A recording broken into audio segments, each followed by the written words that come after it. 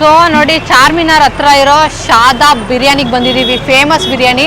ಸಂಜೆ ಇಲ್ಲಿ ತಿನ್ನಬೇಕು ಅಂತ ಬೆಳಗ್ಗೆಯಿಂದ ತಿಂಡಿನೂ ತಿಂದಿಲ್ಲ, ಊಟನೂ ಮಾಡಿಲ್ಲ. ಹೆಂಗಿರುತ್ತೆ ಏನೋ ಗೊತ್ತಿಲ್ಲ. ಬನ್ನಿ ಒಳಗೋಗಿ ನೋಡೋಣ. ಸಿಕ್ಕಾಬಟ್ಟೆ ಹೊಟ್ಟೆ ಎಷ್ಟಾಗಿದೆ. 4 ಗಂಟೆ ಆಗಿದೆ ಇವಾಗ. ಬಾ ಬಾ ಬಾ ಬೇಗ ಊಪರ್ರೆ ಬಾ.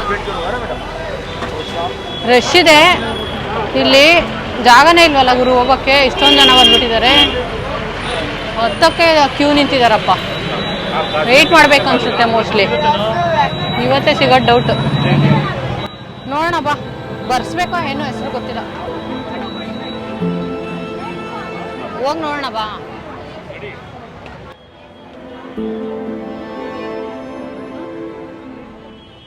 ಸಿಕ್ಕಾಬಟ್ಟೆ ಕ್ರೌಡ್ ಇದೆ ಗುರು. ಹಳೆ ಹೋಟೆಲ್ ಅನ್ಸುತ್ತೆ.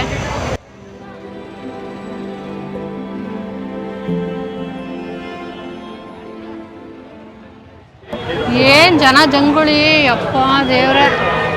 ಜಾಗನೇ ಇಲ್ಲ. ಮೇಲೆ ಹೋದ್ರೆ ಮೇಲೆ ಇಬ್ರಿಗೆಲ್ಲ ಜಾಗ ಇಲ್ಲ ಅಂತ ಕಳಿಸ್ಬಿಟ್ರು. ಕೆಳಗಡೆ ಬಂದ್ವಿ. ಇಲ್ಲಿ ವೆಯ್ಟ್ ಮಾಡ್ಬೇಕಂತೆ.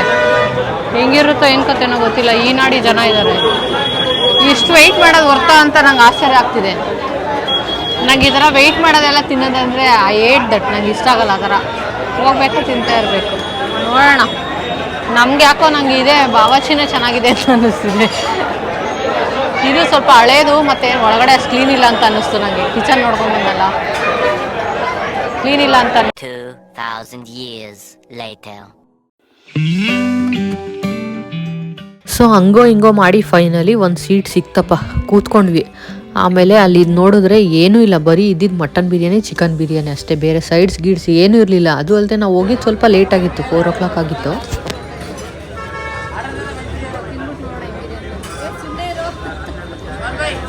ಬಿರಿಯಾನಿ ತಂದಿಟ್ರಪ್ಪ. ನೋಡೋಕ್ಕೆ ಅದೇನು ಚೆನ್ನಾಗಿ ಕಾಣಿಸ್ತಿರ್ಲಿಲ್ಲ. ಓಕೆ, ಹೈದ್ರಾಬಾದ್ ಬಿರಿಯಾನಿ ಮೇಲ್ಗಡೆ ಎಲ್ಲ ಹಂಗೆ ಇರುತ್ತೆ. ಸ್ವಲ್ಪ ರೈಸ್ ಥರ ತಿನ್ಬಿಟ್ಟು ನೋಡೋಣ ಚೆನ್ನಾಗಿರ್ಬೋದು ಅಂತ ವೆಯ್ಟ್ ಮಾಡಿದೆ.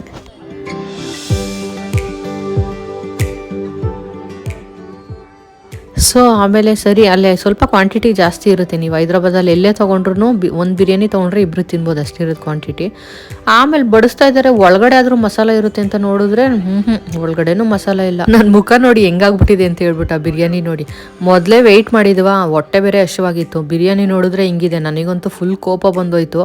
ಸರಿ ತಿನ್ಬಿಟ್ಟು ನೋಡೋಣ ಏನಕ್ಕೆ ಅಂತ ಹೇಳ್ಬಿಟ್ಟು ಸುಮ್ಮನೆ ಇದ್ದೆ.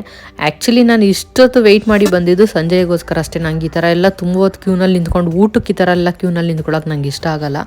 ಸರಿ ಹೋಗ್ಲಿ ನೋಡೋಣ, ಒಂದು ಬೈಟ್ ತಿನ್ನೋಣ ಅಂತ ಫಸ್ಟ್ ಬೈಟ್ ತಿಂದೆ. ಲಿಟ್ರಲಿ ವೈಟ್ ರೈಸ್ ಥರ ಇತ್ತು. ಒಂಚೂರು ಮಸಾಲ ಇರಲಿಲ್ಲ. ಏನು ಗುರು ಹಿಂಗಿದೆ ಅಂತ ಹೇಳ್ಬಿಟ್ಟು ತುಂಬಾ ಡಿಸಪಾಯಿಂಟ್ ಆಯಿತು.